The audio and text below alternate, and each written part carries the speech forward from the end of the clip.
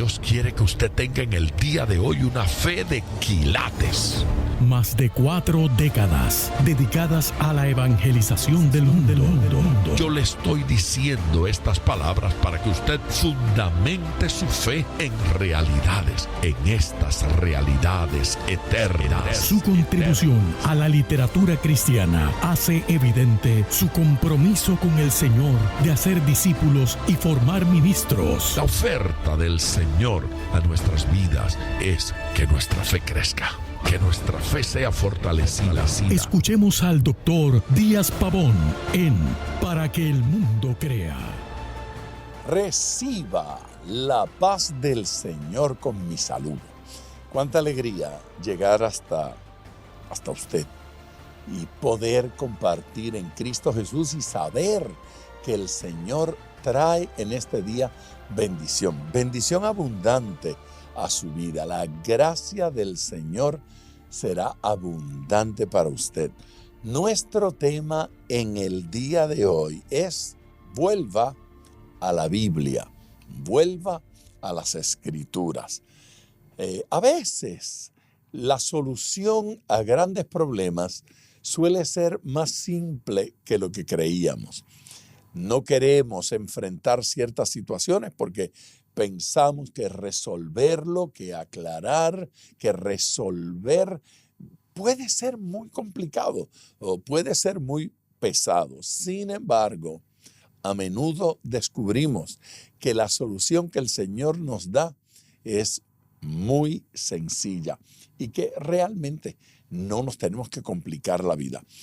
A menudo las respuestas bíblicas son tan claras como: cree solamente.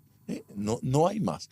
Pero nosotros parecemos desear complicar un poco las cosas y queremos que el Señor nos mande o a dar grandes ofrendas o a hacer grandes sacrificios o pasar muchos días de ayuno o que nuestras rogativas sean muy extensas.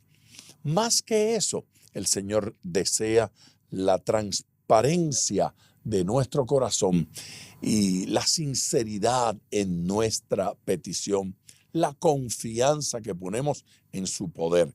Esto no se trata de lo que nosotros podemos hacer, esto se trata de lo que Dios puede hacer. Hay una búsqueda de lo auténtico, hay una búsqueda de lo genuino. Y nosotros presentamos unos argumentos que me parecen tan complicados. Se nos complica la cosa religiosa con explicaciones más allá de lo que el cerebro común y corriente puede entender o asimilar. En el día de hoy, me parece que el llamado del Señor otra vez es sencillo: vuelva a la Biblia, vuelva a las Escrituras, retomemos el mensaje bíblico, no lo alteremos, no lo adulteremos. Vamos a escuchar este mensaje y si durante el mensaje usted siente la necesidad de solicitar la oración, por favor, levante el teléfono y marque. Llame al 305-228-9697. Repito ese número: 305-228-9697. Vamos al altar, escuchemos este mensaje. Me parece que la humanidad está a la expectativa, por decirlo de alguna manera, a la expectativa de encontrar algo genuino, de encontrar algo auténtico, de descubrir una forma, un lugar, un grupo, una doctrina, donde servirle a Dios o donde conocer a Dios. Por ahí, en la calle, en el supermercado, en el banco, me encuentro gente en el avión, en el aeropuerto, que al iniciar una conversación conmigo me preguntan cosas como, ¿esto es verdad? yo recibo preguntas como, dígame, ¿eso es en serio? ¿Es cierto lo que ustedes dicen? Yo escribí un libro que se llama Secretos de Fe. Y en el lanzamiento fui invitado a algunas emisoras y un día cualquiera, después de una entrevista radial, al salir del estudio donde estaba esta emisora, el lugar era un piso alto. Me acercaba yo al ascensor y al ascensor entró detrás de mí un hombre joven, jovencito, muy alto, qué sé yo, 6 pies, 5 pulgadas, tal vez más, parecía baloncelista, elegante, bien vestido, ojos claros, colombiano, a la bola colombiana.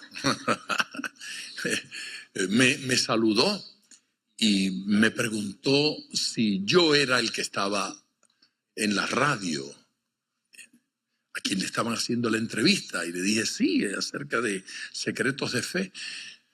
Me dijo, por favor, dígame que esas historias son reales.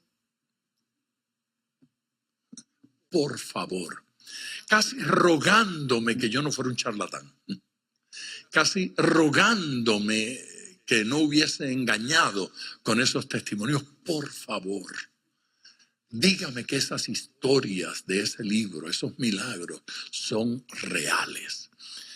Ese hombre experimentaba una seria necesidad de creer. Una seria necesidad de que esto fuera auténtico. Una seria necesidad de que no lo engañaran nuevamente. Ese hombre y yo mantenemos relación hasta el día de hoy. Se comunica conmigo, me pide la oración, me cuenta sus cargas, sus preocupaciones, sus problemas. ¿Qué tiene que ofrecer la iglesia a gente como esa? ¿Qué cosa tiene la iglesia para ofrecer? ¿Qué le podemos ofrecer? ¿Qué le podemos decir a esa gente? A esos que están buscando una experiencia real con Cristo.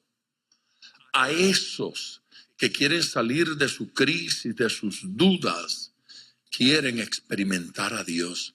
¿Qué cosa tiene la iglesia para ofrecerle?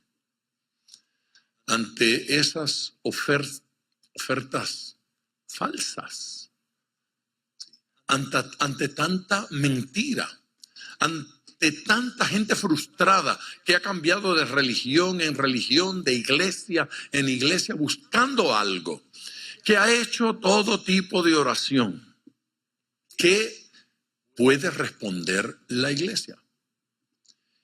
Y a mí me parece que es indispensable que la iglesia comprenda que para responder al mundo tenemos que volver a la Biblia.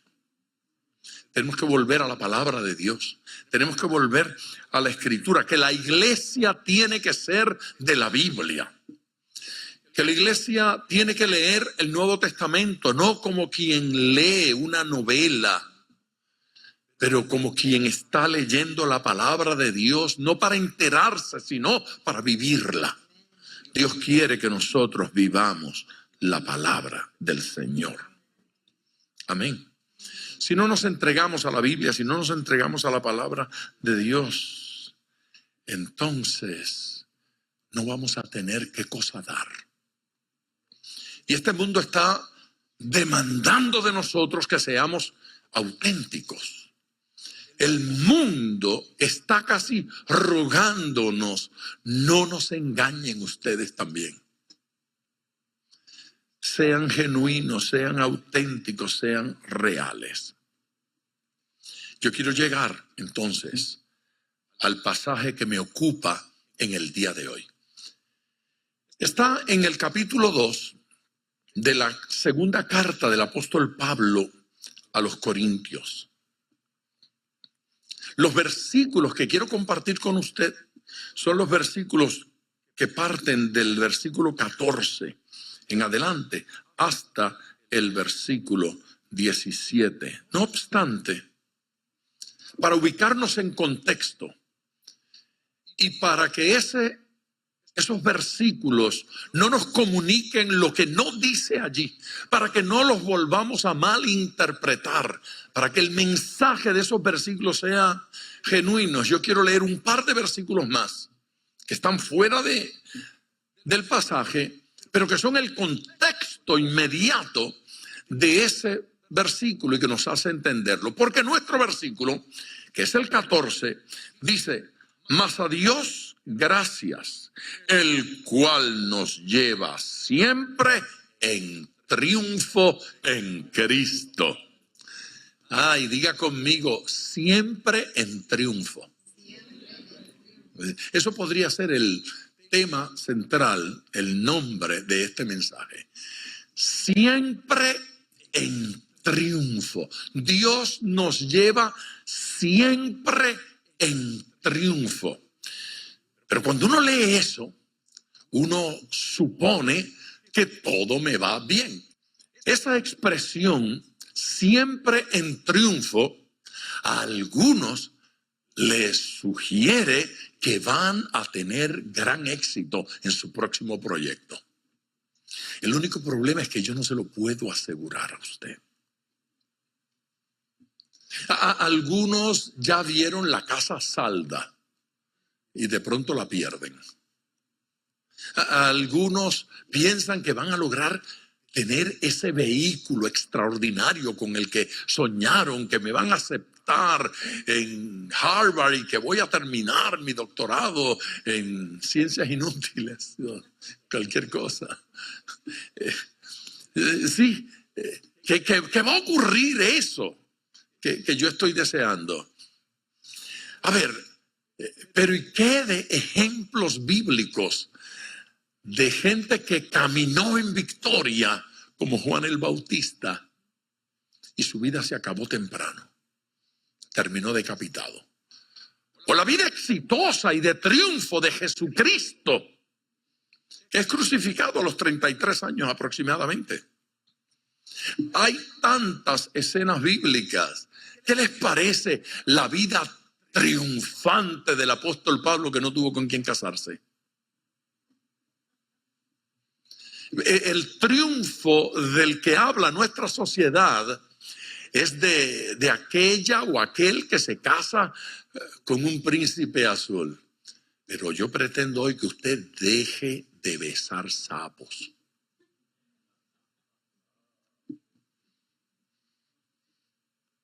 Tan bonitas y viven todo el tiempo conectadas con unos sapos que por más que los besan no se convierten en príncipes. Una vez sapo, siempre sapo. Entonces se casan con una cosa allí porque piensan que por convestitos lo van a poner hermoso y cada día se ponen peor, más viejos, gordos y feos. No funciona así la cosa. Esa fantasía con los príncipes azules, esa fantasía con vida sin problema, vida sin estrés, vida sin crisis, no la ofrece la Biblia.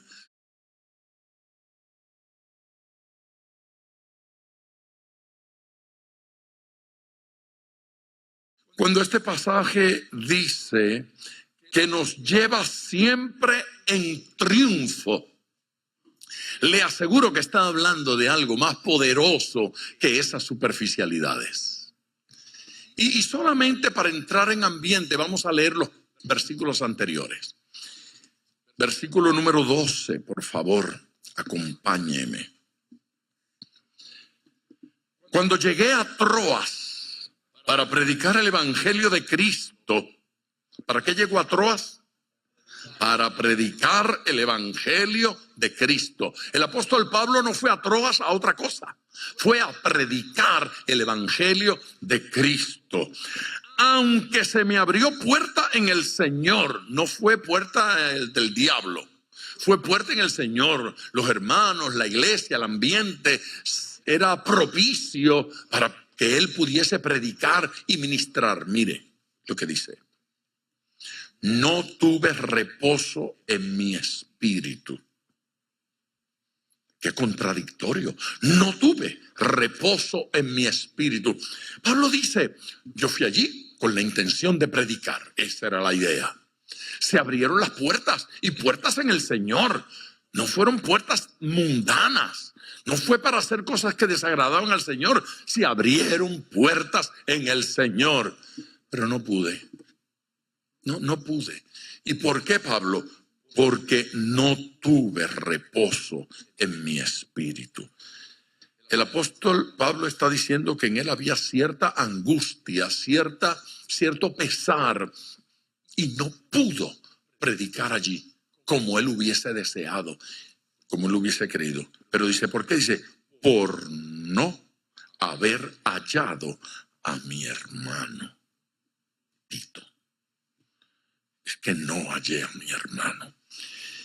A ver, ¿alguna vez usted fue a un lugar entusiasmado, ilusionado, pero no encontró a su hermano allí? Y se le quitaron las ganas de estar en la fiesta. ¿Sí? ¿Alguna vez usted fue a un culto a escuchar a cierta persona y no estaba allí? Y se le quitaron las ganas. Antes de que se deje acusar por los acusadores, recuerde aquí al apóstol. No se sienta tan en pecado, que eso le pasó a Pablo. Pablo fue allá para predicar, él iba con la ilusión y con el entusiasmo. Dice, pero no pude, dice, no tuve, ¿qué cosa? Reposo, no tuve reposo en mi espíritu por no haber hallado allí a mi hermano Tito. Así, despidiéndome de ellos, partí para Macedonia. Wow.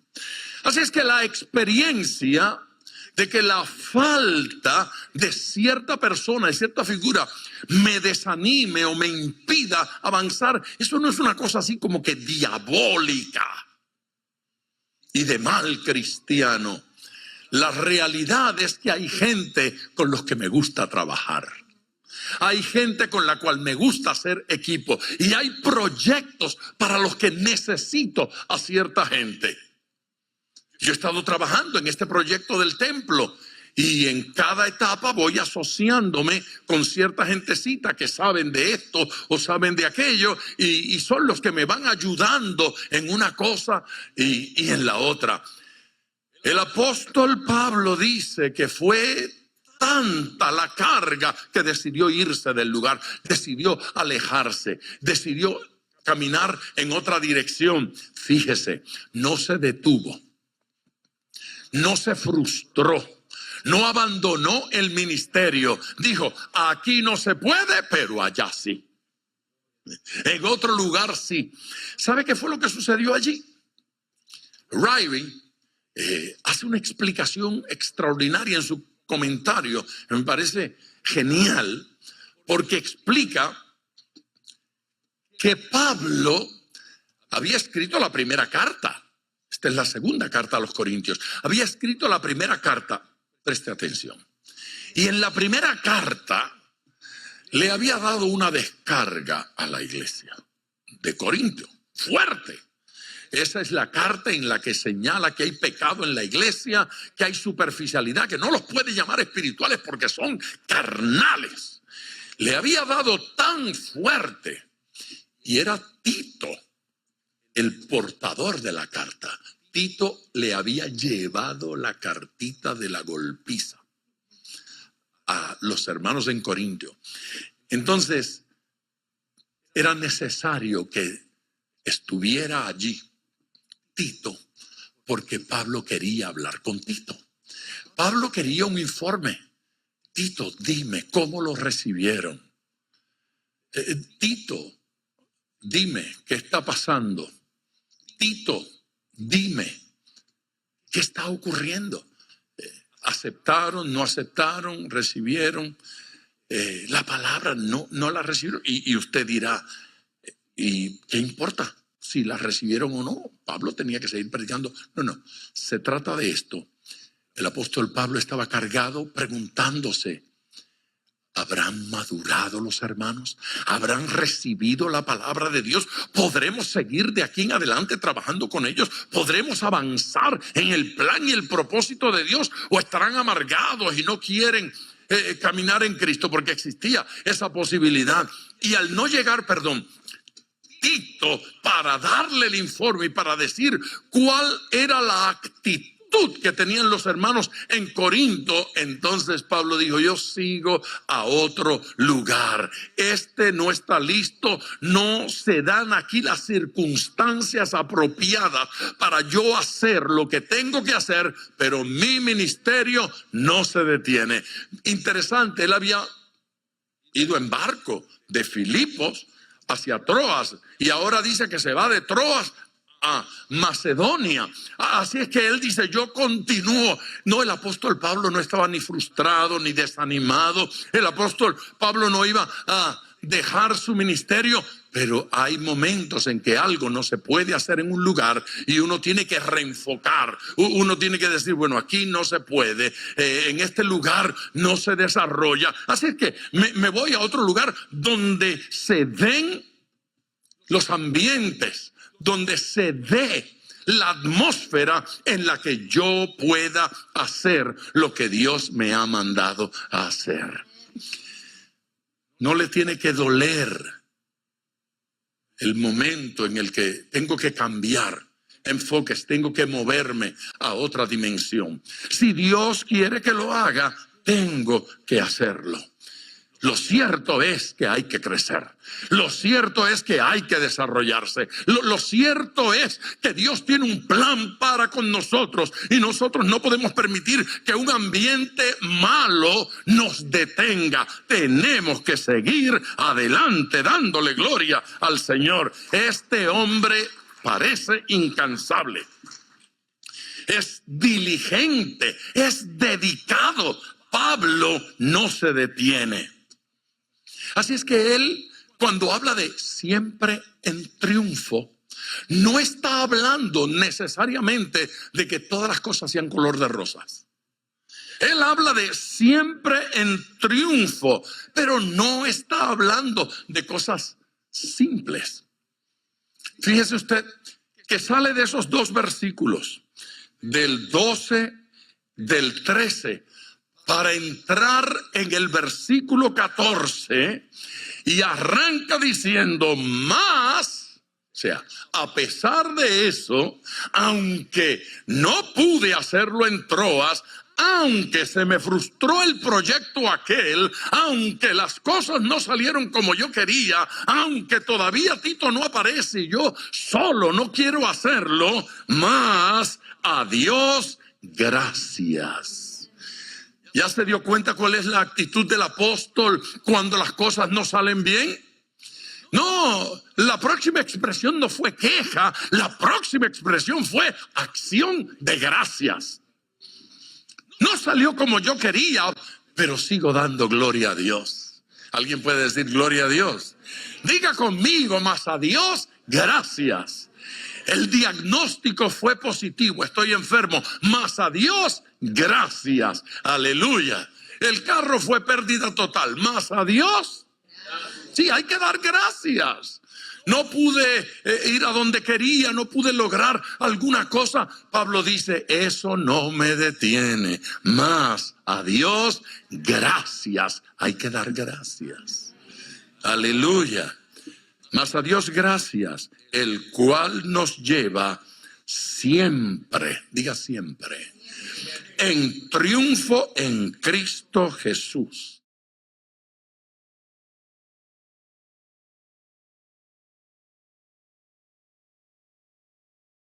Que es siempre en triunfo. Se va a sorprender, porque a mí me parece que esa expresión, siempre en triunfo, es de las peor interpretadas por la iglesia. Es evidente que el siempre en triunfo no dice siempre lo que quiero. El siempre en triunfo no significa siempre como me gusta, siempre como yo planifiqué. Eso no es lo que dice. Sabe que la expresión siempre en triunfo, esa de este versículo, se utiliza también en la carta a los Colosenses y curiosamente se utiliza de la misma forma y es tomada de una expresión militar que se utilizaba en Roma.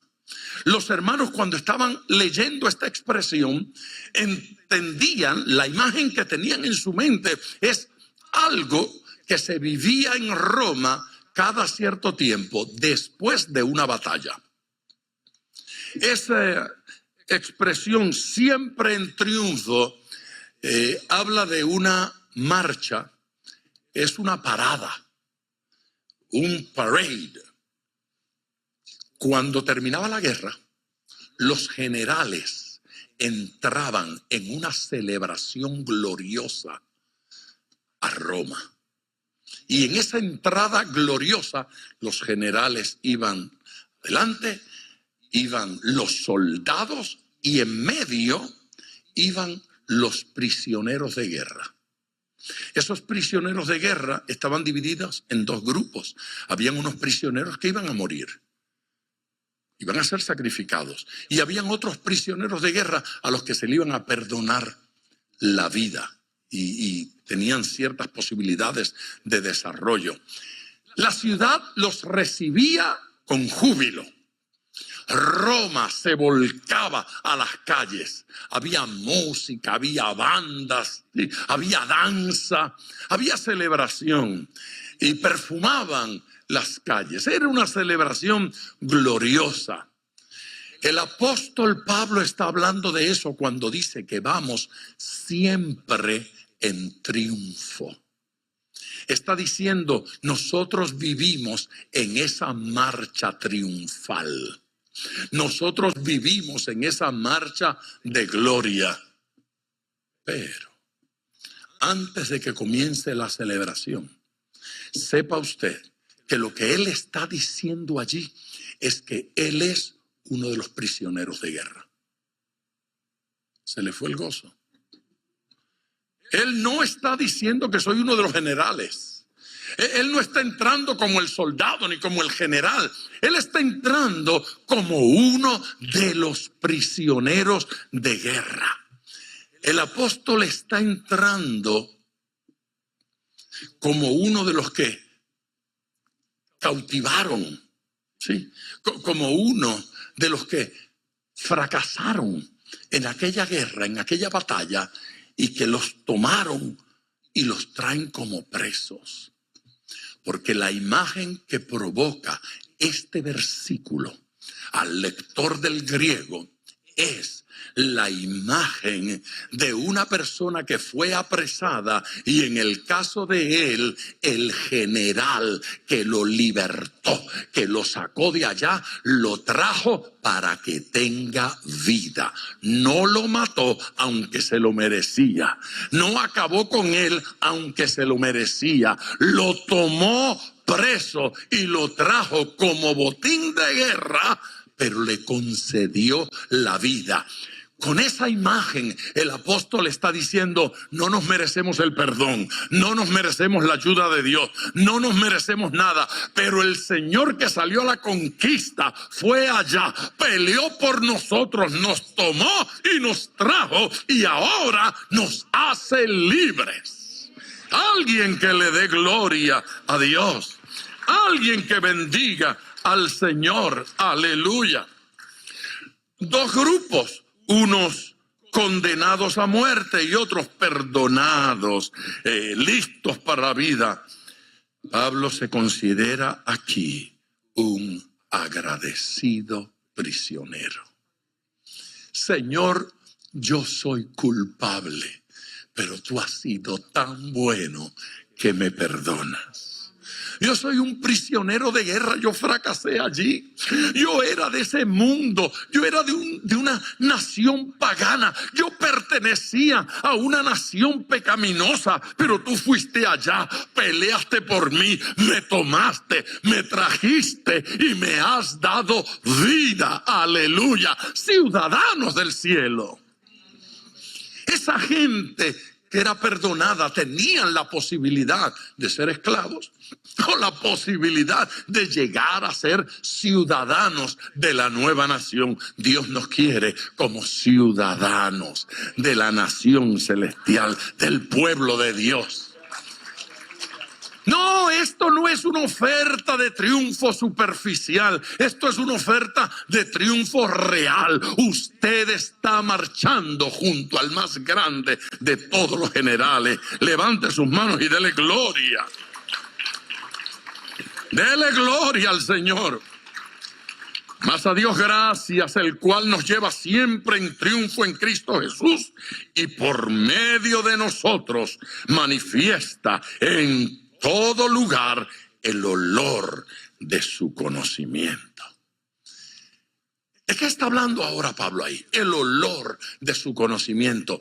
Otra vez, el apóstol está hablando de algo que se experimentaba en esa parada. Ese olor del que él está hablando allí es lo más parecido al confeti. ¿Usan confeti? ¿Sí? ¿Conocen confeti? En mi país, en las fiestas anuales, esas que hacen en el Parque Central, en la Plaza de Recreo, las llaman fiestas patronales. En esas fiestas, los jovencitos, cuando yo era niño, comprábamos una cosa que la llamaban carnaval. Era confeti. Papelitos cortaditos, bien pequeñitos. Entonces uno se paraba ahí por donde iban pasando las muchachas y cuando pasaba una guapa que nos gustaba, uno tiraba al aire y le caía. Y si ella sonreía, era que le había gustado.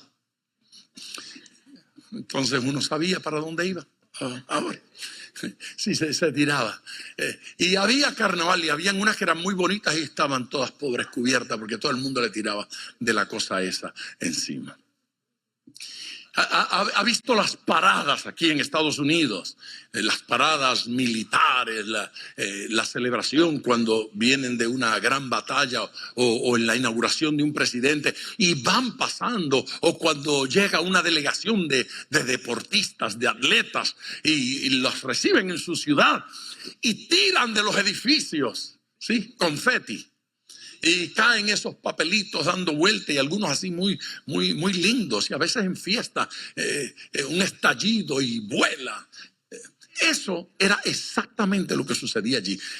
El pueblo estaba en las calles, la banda municipal, el marching band, estaba todo el mundo allí sonando las tubas y las trompetas porque había que celebrar. Habían llegado de la guerra y habían llegado triunfantes. Él está diciendo, así vivimos, celebrando el triunfo de Cristo en la cruz del Calvario. Vamos por la vida celebrando que el Señor nos hizo libres.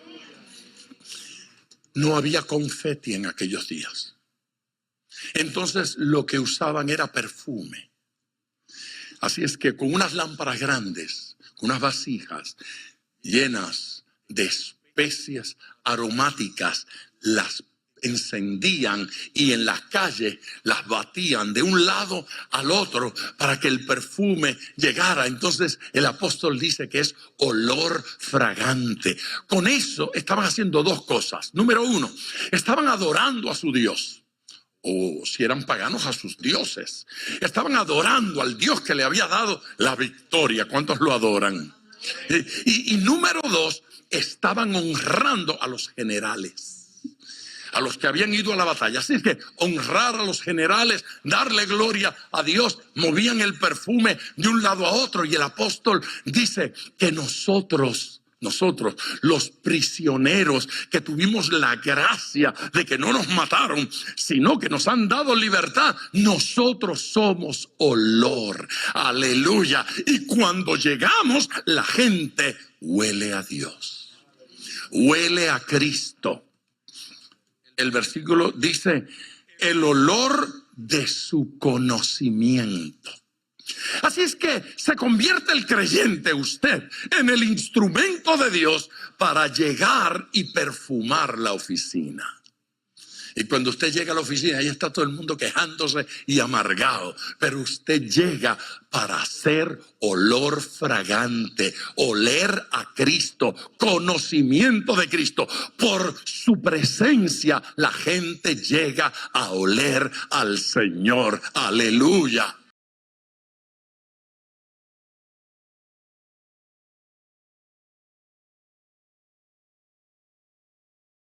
Qué poderosa es la palabra del Señor. Confío en que esta palabra le ha bendecido a usted tanto como me ha bendecido a mí. Si todavía no ha llamado para pedir la oración, este es el momento. Voy a orar en unos segundos. El número telefónico para llamar ahora mismo es el 305-228-9697. Repito ese número porque su llamada es muy importante. Quiero incluirle en nuestra oración, en la que vamos a hacer ahora y en la que vamos a continuar realizando, porque vamos a seguir orando por su petición. Llame ahora y comparta la petición. 305-228-9697. Padre eterno, yo me uno en oración con este pueblo precioso. Me uno en clamor, Señor, creyendo con todo mi corazón que tú respondes, que tú contestas, que tu poder, tu gracia alcanza cada uno de estos tus hijos. Haya respuesta de tu Espíritu Santo a la necesidad de estos tus hijos. Tu gracia sea sobre ellos de forma sobreabundante.